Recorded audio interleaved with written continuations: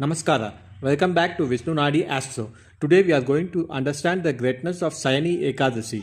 This falls on Āṣāḍha Śukla Ekādaśī. Among all Ekādaśī, this holds a special place because it marks the beginning of Cāturmāsya Vrata, a 4-month period dedicated to devotions and spiritual.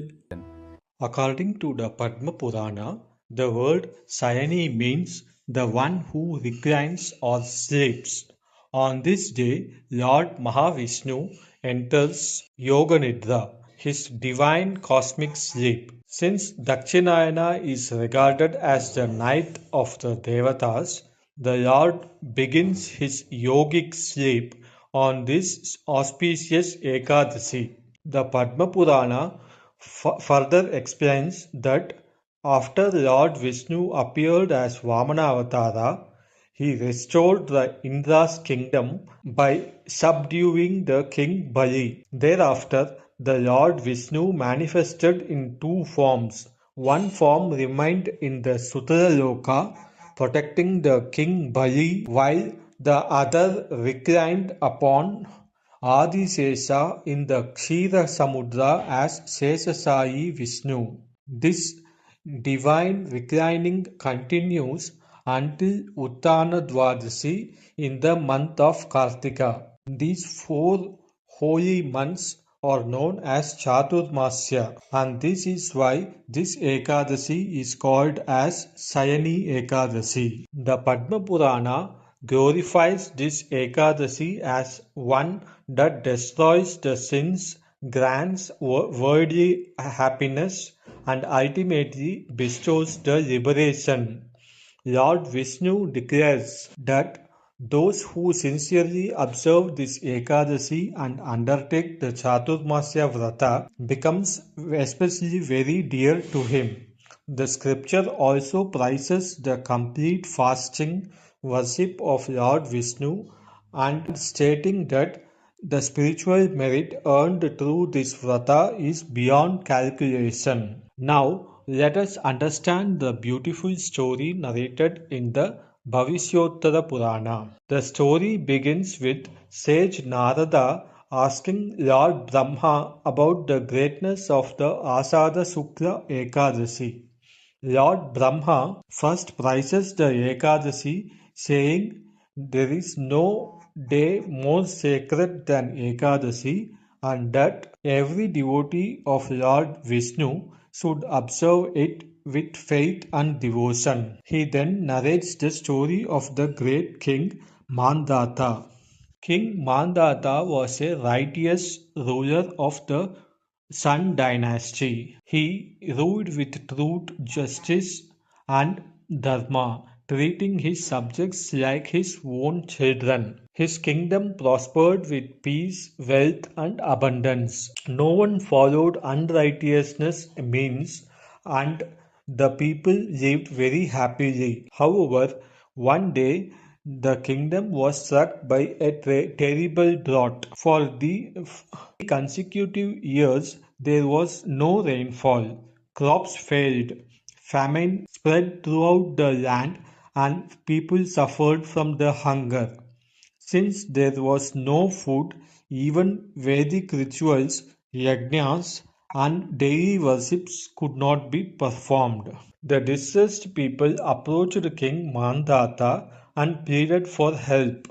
They believed that Lord Narayana's grace had withdrawn from the kingdom, causing the rains to stop. Hearing their suffering, King Māndhāta did not blame fate or his subjects. Instead, he accepted the responsibility as a true king. He reflected that whenever a kingdom suffers, the ruler must examine himself. Determined to find a solution, he traveled into the forest and approached the great sage Aṅgīrasa.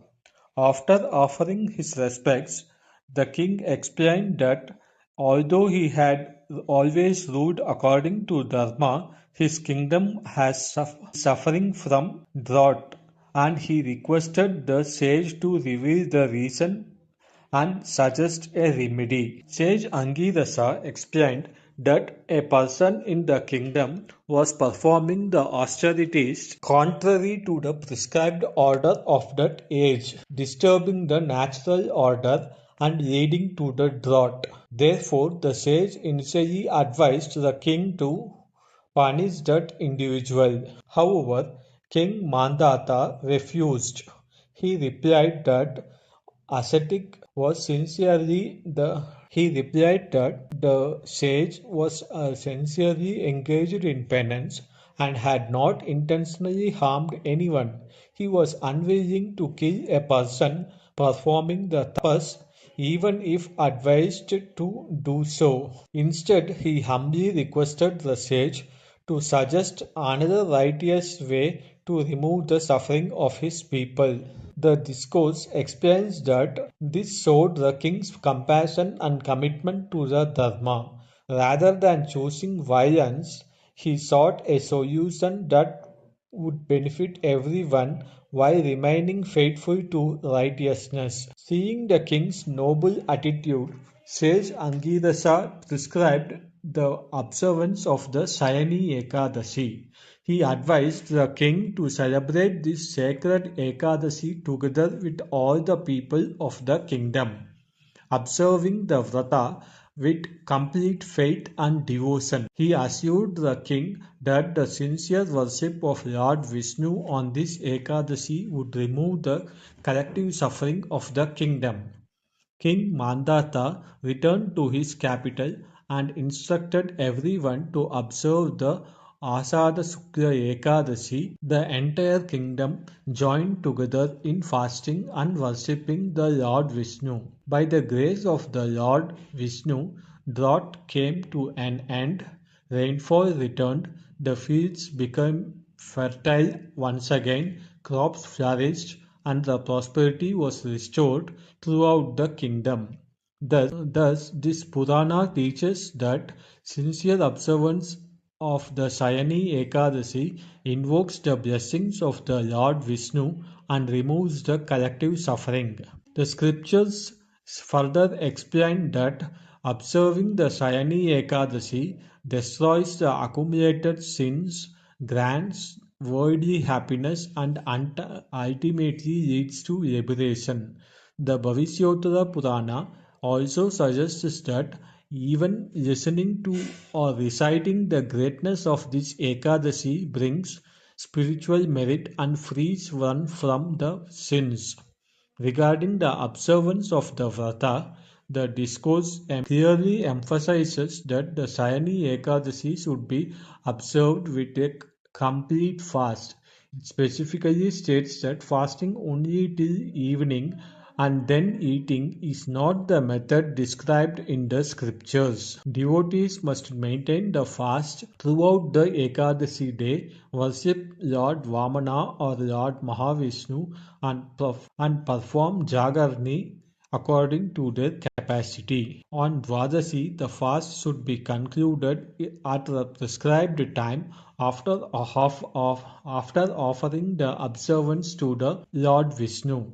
The discourse also recommends praying to the Lord Pundarikaksha, remembering his divine qualities and dedicating the entire Vrata to him with devotion. May Lord Śeṣaśāyī Mahāviṣṇu bless everyone observing this sacred Śayani Ekādaśī, which falls tomorrow on Cāturmāsya Vrata Ekādaśī tomorrow, that is on Saturday. Good health, peace, prosperity, devotion, and spiritual progress.